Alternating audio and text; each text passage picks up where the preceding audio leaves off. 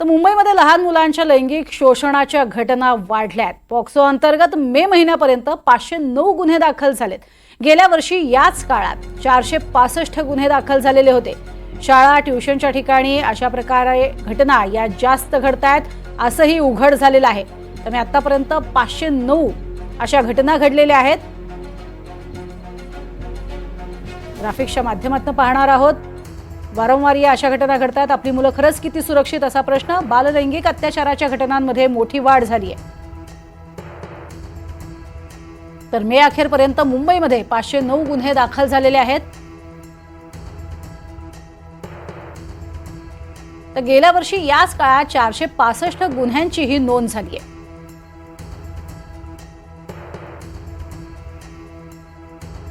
शाळा शिकवण्याची ठिकाणं या ठिकाणी मुलं असुरक्षित असल्याचं त्यामुळे अधोरेखित झालंय। गेल्या आठवड्यात 2 शिक्षकांकडूनच लैंगिक शोषण करण्यात आलंय। धारावीमध्ये 14 वर्षीय मुलाचे हातपाय बांधून शिक्षकाकडूनच लैंगिक शोषण करण्यात आलं अशी दुर्दैवी घटना मुंबईसारख्या ठिकाणी घडली आहे।